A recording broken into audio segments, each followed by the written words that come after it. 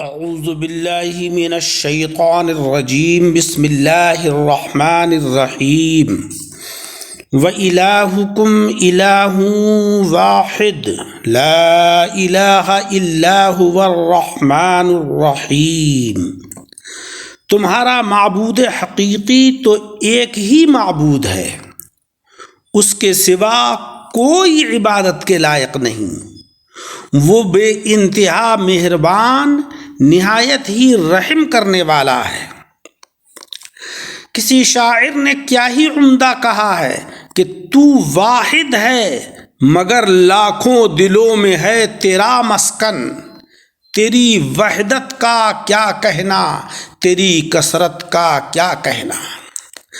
اس آیت سے ہمیں معلوم ہوا کہ عبادت کے لائق اگر کوئی ذات ہے تو وہ صرف اللہ جل شانہ و عم نوالہ کی ذات ہے، لہذا ہم پر اسی کی عبادت کرنا فرض ہے۔ قرآن عظیم میں ہے وَلَا تَكُونُوا كَالَّذِينَ نَسُوا اللَّهَ فَأَنسَهُمْ أَنفُسَهُمْ۔ اے لوگوں، ان لوگوں کی طرح نہ ہو جانا جنہوں نے اللہ کو بھلا دیا، تو اللہ نے انہیں اپنے آپ سے غافل کر دیا۔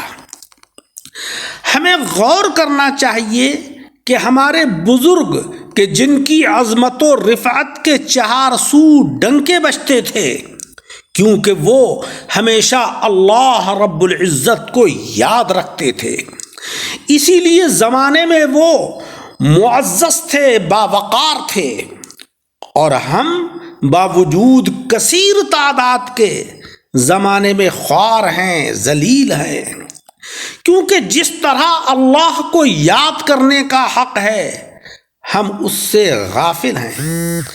آقا علیہ الصلاۃ والسلام کا ارشاد عالی ہے کہ قیامت کے دن میری شفاعت کا سب سے زیادہ حقدار وہ ہوگا کہ جو صدق دل سے لا الہ الا اللہ کہے گا، یعنی زبان سے اقرار اور دل سے تصدیق کرے گا اللہ تبارک و تعالیٰ کی ذات گرامی کی۔ آج ہم زبان سے تو کلمہ طیبہ پڑھتے ہیں مگر اللہ کی ذات اور صفات میں دوسروں کو شریک کرنے کا ارتکاب بھی کرتے ہیں، جو کہ سراسر غلط ہے۔ حضور علیہ الصلاۃ والسلام کا ارشاد ہے کہ اللہ رب العزت فرماتا ہے کہ میں اس وقت اپنے بندے کے ساتھ ہوتا ہوں کہ جب بندہ مجھے یاد کرتا ہے، اور میری یاد میں اس کے ہونٹ ہلتے ہیں۔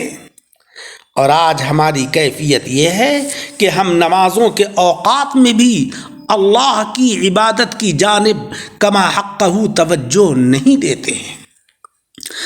حضرت انس رضی اللہ تعالی عنہ فرماتے ہیں کہ آپ صلی اللہ علیہ وسلم تمام لوگوں میں سب سے بڑھ کر خوش اخلاق تھے، اور آج ہمارا حال یہ ہے کہ بد اخلاقی ہمارا خاصہ بن چکی ہے۔ حدیث مبارک میں ہے کہ جو شخص کہ اس کے رزق میں وسعت اور فراخی ہو اور اس کی موت میں تاخیر کی جائے، اگر اس کی یہ خواہش ہے، یعنی کوئی شخص یہ چاہتا ہے کہ اس کے رزق میں وسعت ہو، فراخی ہو، اور اس کی موت میں تاخیر کی جائے، یعنی اس کی زندگی، اس کی عمر جو ہے وہ دراز ہو، تو اس کو چاہیے کہ وہ اپنے رشتہ داروں کے ساتھ حسن سلوک اور احسان کرے۔ آج ہمارا اپنے اعز و اقارب کے ساتھ حسن سلوک اظہر من الشمس ہے۔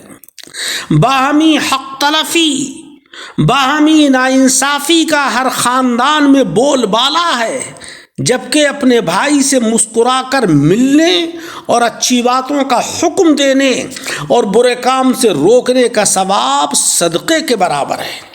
اللہ تبارک و تعالیٰ کی بارگاہ میں دعا ہے کہ مولا رب العزت ہمیں عمل کی توفیق عطا فرمائے، آمین بجاہ النبی الکریم۔